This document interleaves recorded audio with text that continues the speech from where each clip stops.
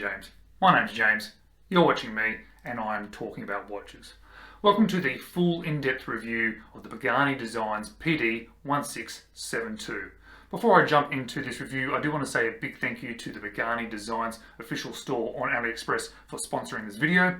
Now, I did actually have to pay money for this watch, but they gave me a bit of a discount. I am going to put some links below to their official store and some affiliate links to this particular watch. An affiliate link means that if you use it, I gain a little bit of commission off your purchase.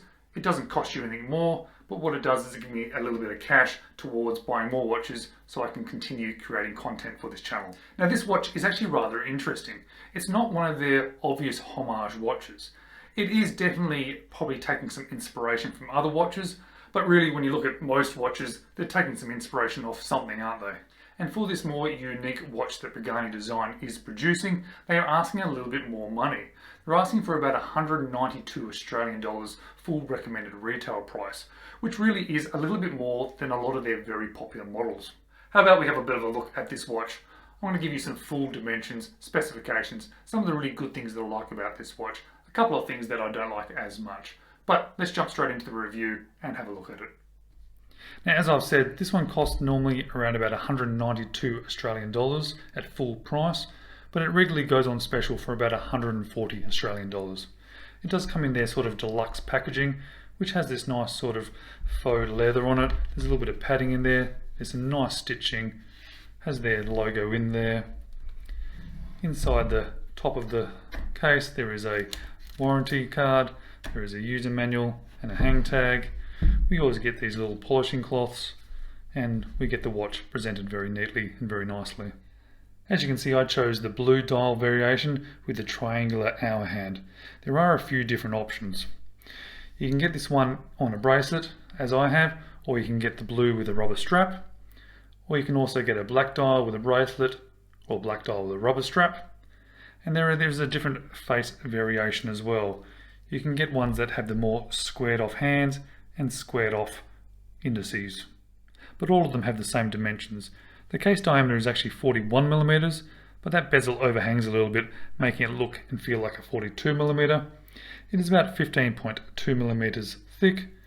It has a lug to lug of 47.7mm, has a lug width of 20mm, and on this bracelet, sized to my 6 3/4 inch wrist, it weighs in at 154 grams.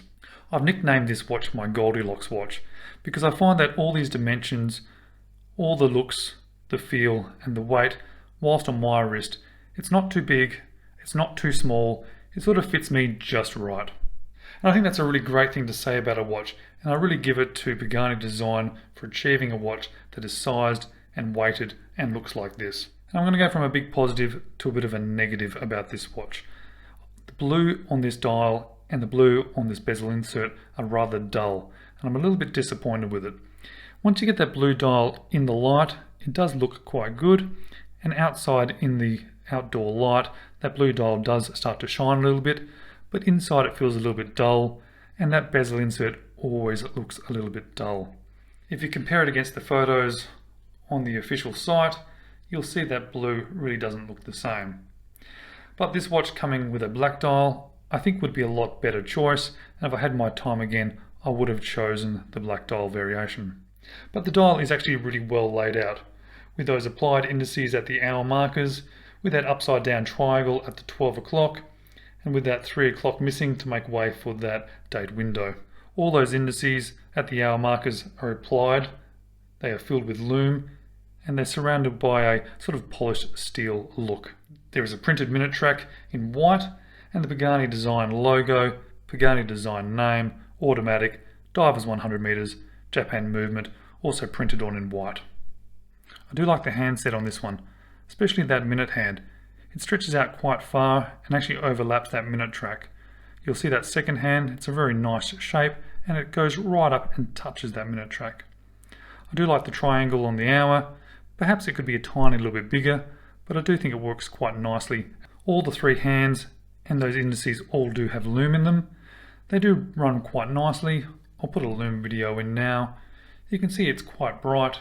I'm quite okay with that. It's better than a lot of other watches at this sort of price point. I don't think it will last you all night, but I'm not disappointed at all. All of that is covered by a piece of domed sapphire crystal, which is rather pleasant. And as I've been talking about this bezel, yes, I'm not overly impressed by the colour of the insert, but it is actually finished quite well, and the markings are all put in white. There is, however, a bit of an issue with the action of that bezel. It has quite a nice sound to it, but it has a lot of movement as well. There's a lot of lateral movement, a little bit of up and down, and certainly back play. It's quite a loose bezel as well. You can move it with just one finger. Now this watch is constructed of stainless steel and it has quite nice finishing. There's a really nice soft brushing across the side on both sides. There is a circular brushing on the top of the case, which isn't done quite as well as the sides. It's a little bit rougher, but there is this nice polished chamfer edge that runs all the way down the side of the case, along the edge of the case, and it's also mimicked on the other side, running up onto those crown guards and all the way back down. I do like the look of the crown and how they've swept up towards the crown, creating those sort of semi-crown guards. The crown is obviously signed, and I think that looks quite neat and tidy. The Pagani Design logo fits well onto crowns. It is a screw-down crown. Inside here we have an NH35, so it feels quite nice to manually wind.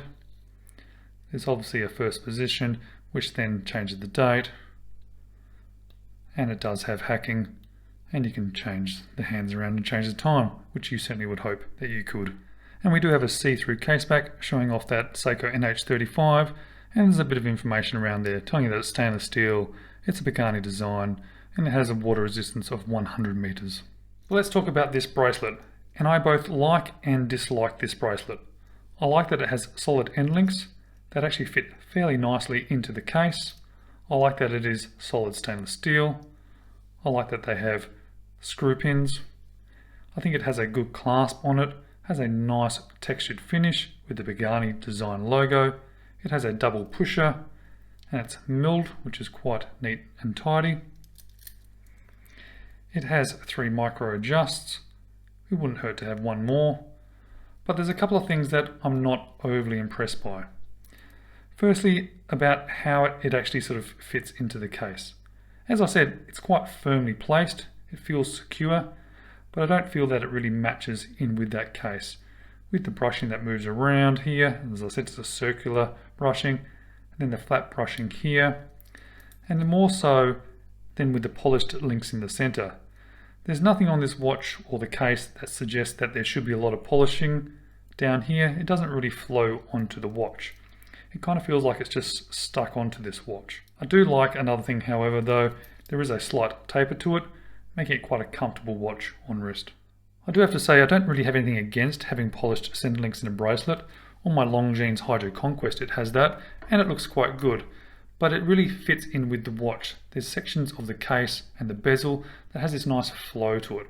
Whereas this one here, I think it just should be all brushed. Also, it doesn't really feel like a super fancy going out watch, which to me, having polished section, it really makes it feel a little bit fancier. This feels more like a day-to-day watch, and it feels like quite a good day-to-day watch, but it'll just be neater and tidier, and I think it would suit it better if it was all brushed. Now, we've probably all seen an NH35 on a time grapher before, but let's stick it on there quickly just to see how this one is going. And here we have a really good example of an NH35 movement, running at 21,600 vibrations per hour, minimal beat error, a very healthy 280 degrees amplitude, and it's running about +3, +4 seconds per day. Really can't be asking more than that from it. At this price, it is the perfect movement inside this watch. And here it is on my 6 3/4 inch wrist. As I mentioned, I really have been calling this one my Goldilocks watch. It does fit me really well. It's not too big, not too small, it is just right. It also has that nice feel to it, has that nice weight to it.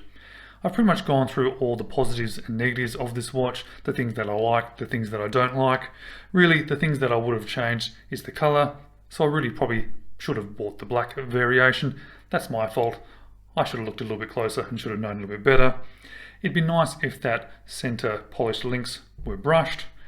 Obviously, that bezel action would be nicer if it was better, and it probably would have been nicer if it had one extra micro adjust in that clasp. But that's about it really. Okay, let's flip back to me now, and I'm going to give you some of my final thoughts about this watch. So this is a watch that I was initially put off by a little bit when it arrived. There was a couple of negative features about it that I didn't particularly like. That blue dial, it's okay, but it wasn't as glowing, beautiful blue like it was in the photos. And that blue insert in the bezel, it's definitely rather dull. And that high polish on the centers of the bracelet is really not in keeping with the rest of the watch. So I first got it, I was a little bit disappointed.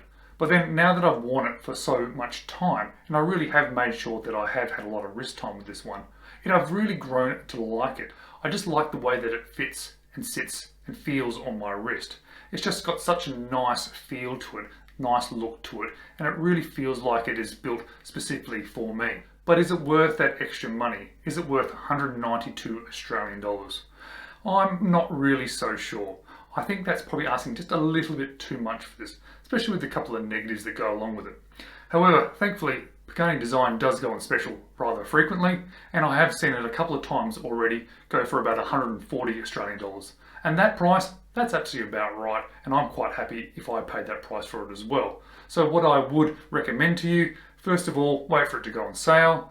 Secondly, I probably would steer you away from that blue dial. I think I would have been a lot happier with the black. It's a little bit more basic, but you sort of know what you're going to get, and it's going to look quite good on this particular watch. Thank you so much for watching.